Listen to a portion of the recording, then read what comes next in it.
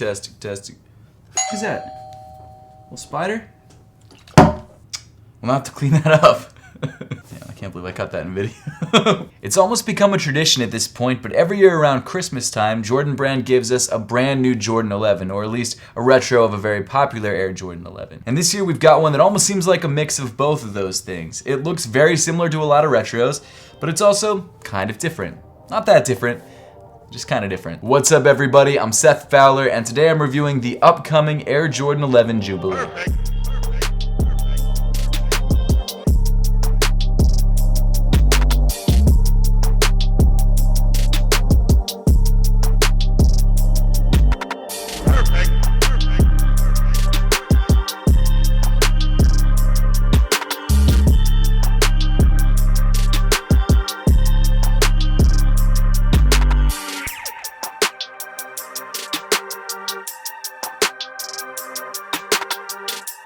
Thanks so much for tuning in today. Make sure to hit that subscribe button down below if you haven't yet, and also make sure to give me a follow on Instagram and on Twitter at @RealSethFowler. And while you're at it, you should definitely enter my PlayStation 5 Digital Edition giveaway. It's actually for that console right back there. I unboxed it on my second channel, and if you guys would like to figure out how you can win that console for yourself, make sure to click the links in the description below. But getting back to the reason for today's video, the Air Jordan 11 Jubilee. This shoe releases on December 12th. It's already had a sneakers release, which I'm sure a lot of you guys know about, and that's actually how I got this pair. And the retail price of this shoe is $220. It's definitely not a cheap shoe, but what Jordan 11 is cheap now? I feel like the standard price for Jordan 11s is $220. And apparently, even when you pay $220 for a pair of sneakers, you get crazy fraying on the shoe. That's nuts. I didn't notice that till just now.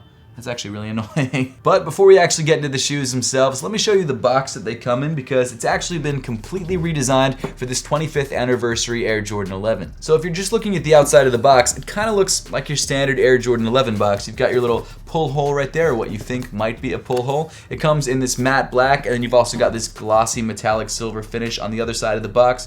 But what's interesting about this box is the way that you open it. So unlike your standard Air Jordan 11 box, where you just pull on the pull hole and the drawer comes out and you can see the sneakers there, or even the more recent OG style boxes where you just kind of lift off the top, this one is actually a split box, and I gotta say, it's pretty cool. So the way that you open the box is you go down to this little corner right here, pull it out and lift it up, and then you pull down this other corner right up here, and there you go. Kind of a weird way to open up a sneaker box, but I'm into it. Another little change up that Jordan Brand made on the packaging for this sneaker is actually the paper, which comes in white with a metallic silver Jumpman and also a metallic silver 2020 and 1995, which is the year that the Air Jordan 11 first came out. It's definitely cool that they're trying something different with their packaging design. Not many brands change up their packaging that often, and I'm always a fan of when a brand tries something different. But getting back into the sneaker itself, as you may have already picked up by this point, this is technically a special edition Air Jordan 11. And the reason for that is that in 2020, the Air Jordan 11 turned 25. As I just mentioned, the first Air Jordan 11 was debuted in 1995, obviously by Michael Jordan after his first retirement from the league. And over the last 25 years, the Jordan 11 has become one of the most popular Jordan models of all time. And in fact, is actually one of Michael Jordan's favorite models and one of Tinker Hatfield's favorite models as well. So because the Air Jordan 11 Jubilee is the 25th anniversary Air Jordan 11,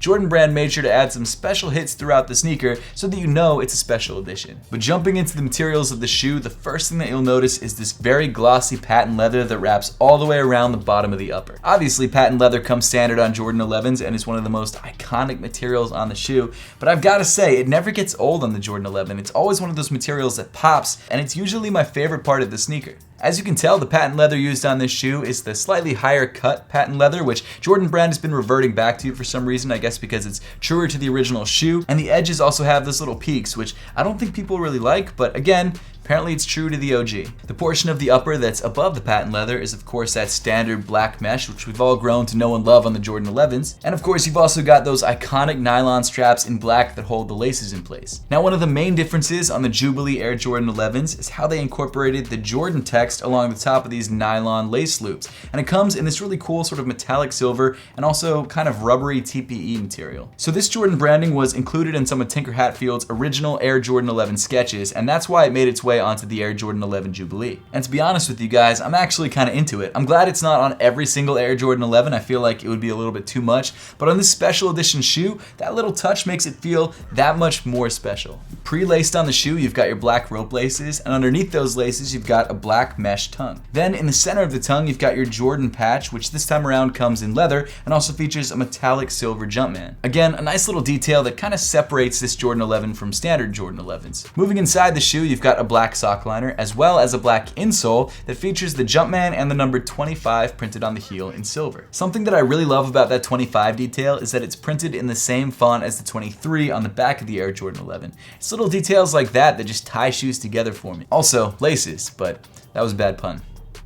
As far as sizing and fit goes, this Air Jordan 11 fits just like every other pair of Air Jordan 11s, which for me is true to size, but for you it might be something different. So, as I always suggest, if you have the chance to try this shoe on first before you buy it, or if you have a friend who has a pair of 11s and you're the same size, try on that shoe first before you buy this shoe, just to make sure you're grabbing the right size for you. Because at the end of the day, 220 bucks is a lot of money to pay for a pair of sneakers that doesn't even fit. Then moving back in the shoe towards the heel, you've got this lightly tumbled black leather that on the lateral side actually features a silver metal Jumpman. It's obviously not real silver, it's definitely more of like a chromed cheap metal, but it looks good, it feels metal to the touch, and that's really all that matters. It's a nice pop too. I think it looks really great on the back of this sneaker. In fact, the back of this shoe is probably my favorite part. Speaking of the back of the shoe, towards the top of the ankle, you've got your 23 branding in metallic silver, also coming in this sort of rubberized TPU material. Then moving down on the shoe, you get to this matte white Air Jordan 11 midsole, and then on the medial side of the shoe, in the midfoot, you've got your carbon fiber shank plate. Finally, rounding off the shoe, on the bottom of the sneaker, you've got this sort of creamy or milky colored semi-translucent rubber outsole, accented by light gray pods on the forefoot and on the heel. All that being said, the Air Jordan 11 Jubilee is a solid 25th anniversary sneaker. I tried to avoid this in the review, but I feel like I just have to say it. It looks a lot like the Space Jam 11s and the 72 and 10 11s. I mean, a lot like the 72 and 10 11s,